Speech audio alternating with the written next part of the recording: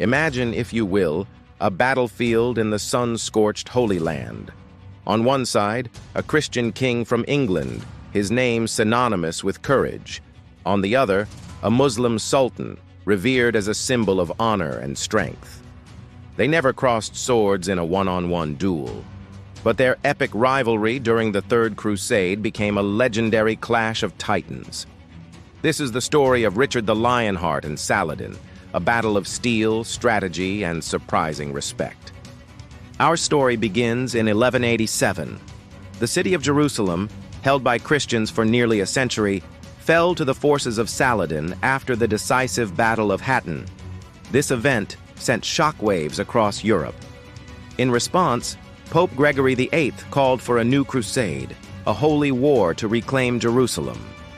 Kings and nobles from across the continent answered the call, but one name stood out above all others: King Richard I of England, better known to history as Richard the Lionheart.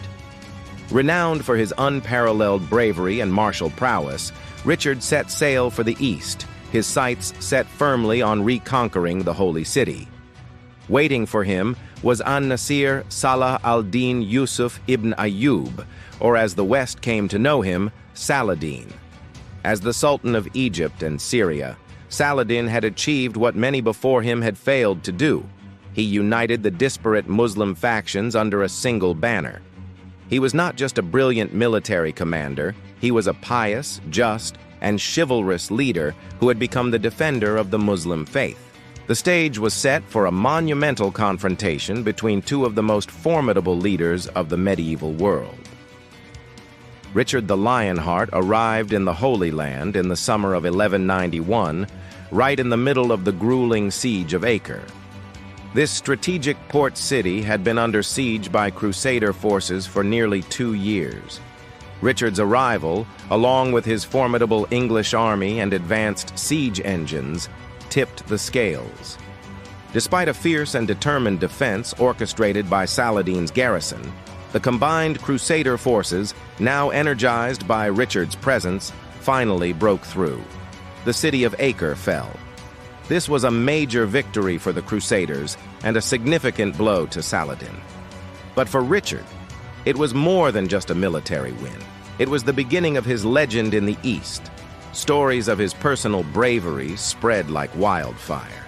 He was said to be at the very forefront of the fighting, leading charges himself, his great sword carving a path through enemy lines. He was the embodiment of the warrior king, the very picture of a Christian knight. But if Richard was the unstoppable force, Saladin was the immovable object. Though he had lost Acre, his spirit was far from broken. He immediately regrouped his army. Saladin knew this land like the back of his hand.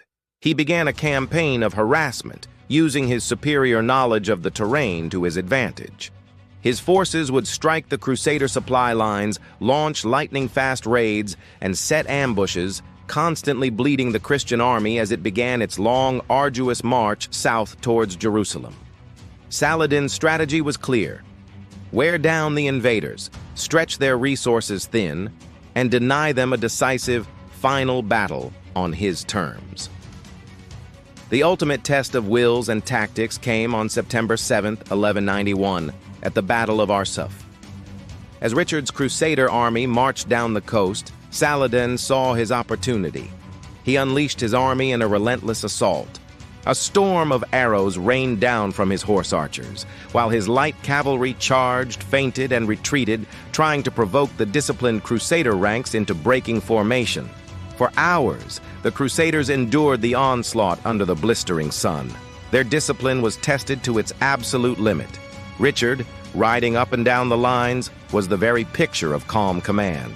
He held his knights back, refusing to let them charge prematurely. He knew Saladin was trying to lure them into a trap. He waited patiently for the perfect moment. Finally, as the afternoon wore on, Saladin's forces, perhaps growing frustrated, overextended themselves in a final massive attack. That was the signal Richard had been waiting for. He gave the order and the trumpets sounded the charge. The full might of the Crusader heavy cavalry, the elite Knights Templar and Hospitaller among them, smashed into Saladin's lines like a thunderbolt. The impact was devastating. The charge broke through Saladin's army, which had not expected such a disciplined and powerful counterattack. They were forced into a full retreat. The Battle of Arsuf was a clear tactical victory for Richard the Lionheart. It shattered the myth of Saladin's invincibility and cemented Richard's reputation as a military genius. He had faced Saladin's best and had won. Yet this was not the end of the war. Saladin, ever the master strategist, managed to pull his army back in good order. He had lost the battle, but his army was not destroyed. He preserved his strength, ready to fight another day, and continued to shadow Richard's advance, ensuring the road to Jerusalem would be anything but easy. But amidst this brutal and bloody conflict, something truly remarkable began to happen. A deep and genuine respect grew between the two opposing leaders. This was not just a war of faiths, it became a contest of honor. The chronicles of the time are filled with extraordinary accounts of chivalry. When Richard fell ill with a fever, Saladin, upon hearing the news, sent his rival fresh fruits and snow from the mountains to help cool his drinks. He even offered the services of his own personal physician. In another famous incident during a heated skirmish, Richard's horse was killed from under him, leaving the king to fight on foot, a dangerous and undignified position for a monarch. When Saladin saw this, he declared it was unfitting for such a great king to fight without a mount. He sent a groom across the battlefield under a flag of truce with 2 magnificent Arabian stallions as a gift for his enemy. These gestures went far beyond the normal conduct of war. They showed that both men saw in the other not just a foe, but an equal, a fellow leader bound by a code of honor that transcended their differences. Despite his victories at Acre and Arsuf, Richard the Lionheart's ultimate goal remained just out of reach. He could never retake Jerusalem. Twice his army marched to within sight of the holy city's walls, but each time they were forced to turn back. Saladin's expertly prepared defenses, combined with the Crusaders' own dwindling supplies, stretched communication lines, and the harsh winter weather made a successful siege impossible. Richard, the brilliant tactician, knew that even if he could capture Jerusalem, he could not hold it. Both kings were pragmatists. They understood that the war had reached a stalemate and could not continue indefinitely. Richard was needed back in England to deal with political troubles at home, and Saladin's empire was strained by the long, costly conflict. So in September 1192, after months of negotiation, their representatives finalized the Treaty of Jaffa. It was a compromise. Jerusalem would remain under Muslim control, but the treaty guaranteed that unarmed Christian pilgrims would be granted safe and free access to visit the city's holy sites. Richard the Lionheart sailed for home, his reputation as a legendary warrior secured forever. He returned to Europe as a hero, the very model of the crusading Knight King. Saladin remained the celebrated ruler of the Holy Land, respected by his people and his enemies alike, until his death the following year. In the Muslim world, he was, and still is, remembered as a just, merciful, and honorable leader who defended his faith and his people. The Third Crusade didn't end with a glorious final victory for either side.